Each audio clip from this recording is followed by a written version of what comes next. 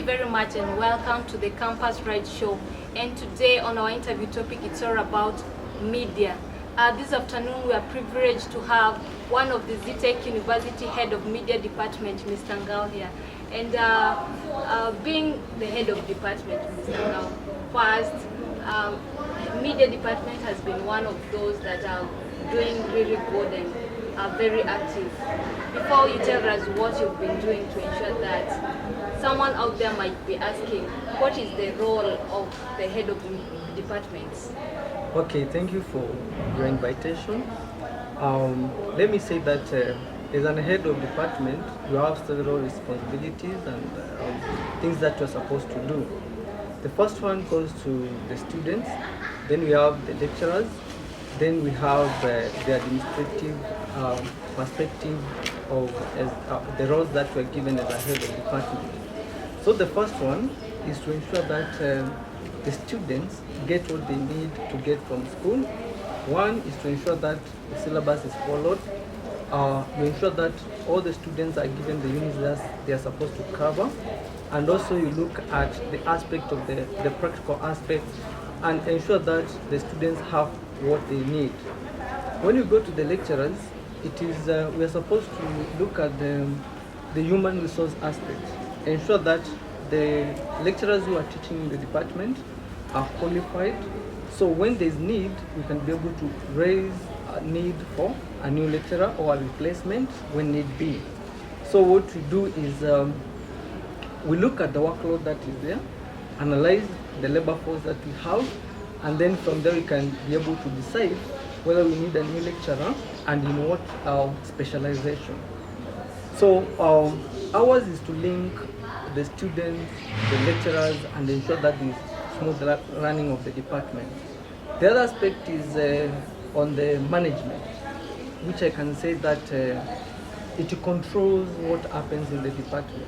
One, I have to ensure that the students have got the required equipment, the cameras and any other equipment that is required in the department. Two, I'll have to do things like budgets, what I need for that given specific year.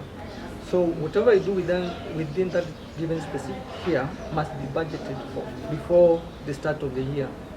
Then after that, it is passed, and then I should follow that budget and ensure that whatever I had planned for is purchased and it is available to the students.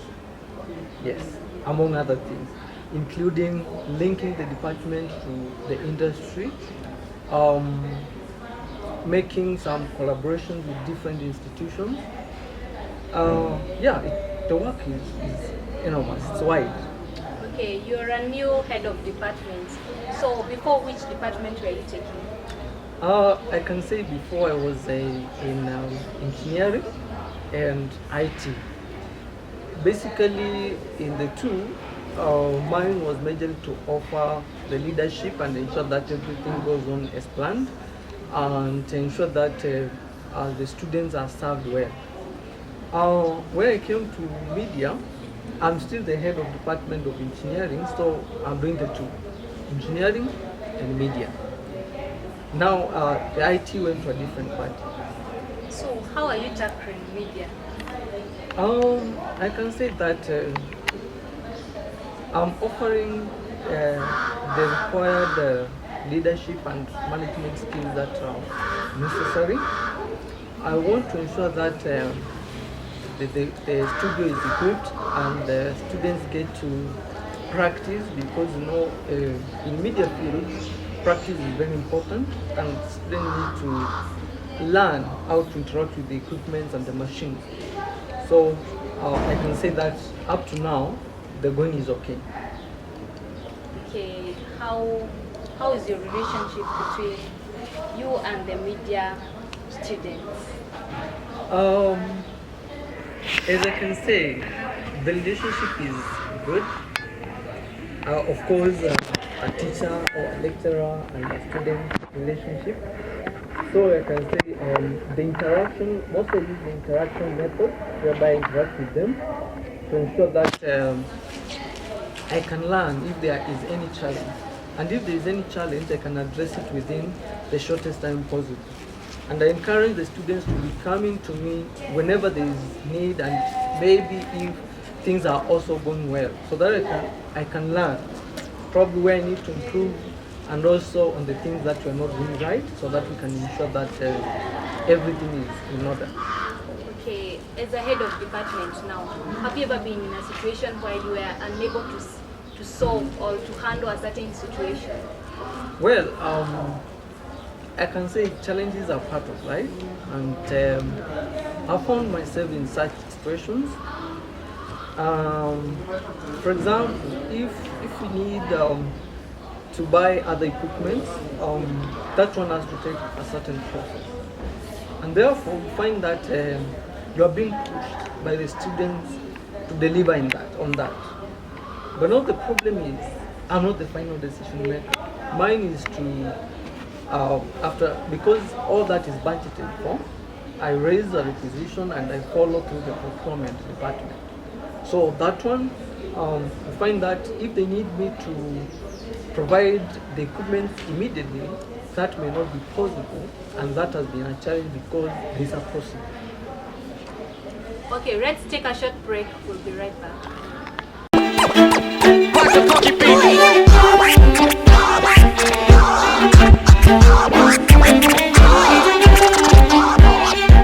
Welcome back, and thank you for staying with us. And Mr. Ngao, now, okay, you said that everything has a challenge. Now, when you maybe were unable to handle that situation, how did the students react to this situation? Some of them will always come back and try to push. So, like for example, if I give an example of the equipment, they try to push so that you can get them within the shortest time possible. So what I do is I also try and go to push the other offices. Then I try to explain to the students the process that I have to go through. At times I'll have to show them the list of the equipment that I've raised, and also I can even take them to a certain office whereby the procurement is being done, or else where we source the equipment from. So from there they can understand the way the process is going, and then majority of them will cool down and they will allow me to do my work. How do you create a network between and make sure that media students get internship maybe after the course? How do you create that network with companies? One, there's collaboration that we do with the different media houses. For example, okay, we have different media houses that are in collaboration for now. But majorly, the work goes to the placement office. The placement office will link with different companies, will connect the students, and also will always advise us where which company requires some students and also some people for internship. Okay, how do you make sure that students get updated with the latest media equipment? The best thing to do, because we cannot do an overhaul of the equipment every year or year in out, what we do is we take them to media houses. From there they can be able to see some of the equipment and they can be able to interact with them. Currently we are still pursuing some collaborations with different media houses to ensure that they get the exposure that is required, and to also know about the equipment that we need. We also engage the lecturers, who some of them are practicing the work for the media work, so they will update us and we'll be able to get to buy the latest equipment. Okay, how do they get exposed to those? The ones that are within or the ones that are Maybe out, maybe the latest ones. You know, you can't buy everything, Yes. maybe every year. So how do you expose them out? when they go to media houses, we have people whom we are in touch with. So when they go there, we may tell them what we want the students to see or what we want them to learn. So what we do is our contact person we take our students around, and then they will see those equipments and they will interact with them. Okay. Lately, it's a great thing that you've been bringing media personalities to come and talk to media people, I mean media students. So, and yet you have not been taking us out, exposing us outside, maybe taking us to media houses. What are you doing to ensure, what are you doing about that? I can say the last visit to a media house was in March this year. The student got to learn a few things, which was good. But I used another approach so that I can see what is the willingness of the students. We bring media personalities in school, but it is also somehow discouraging when you expect the media students to attend, but the number that attends cannot be even a quarter of the whole population. Sometimes it is demoralizing because they are supposed to learn, it's not about learning the equipment and all that. You can learn any other aspect when you interact with those people. You can create a link as a student. So, as at now, those collaborations we are working on, they're the ones that will link us to those media houses. But what I can urge the media student is, when we organize an event, let them attend, let them ask questions, let them interact with these media personalities. For example, a few weeks ago we organized an event that was attended by some media alumni. The turnout was quite low, and it was demoralizing because they need to learn from them, but they don't turn up. So those are some of the challenges that we find the students are putting us. What do you think? What do you think the reason behind them not attending such? I can say some of them are active and don't always want to learn. Others have got still that mentality that they are still students and they don't know they are supposed to create the links right now. So I believe that one is narrowed down to individual personalities of the student. In a way, you cannot force them, but you want them to benefit. So if someone doesn't come, it goes back to that. Okay. Let's take a short break. You're watching the Campus Ride Show. We'll be right back.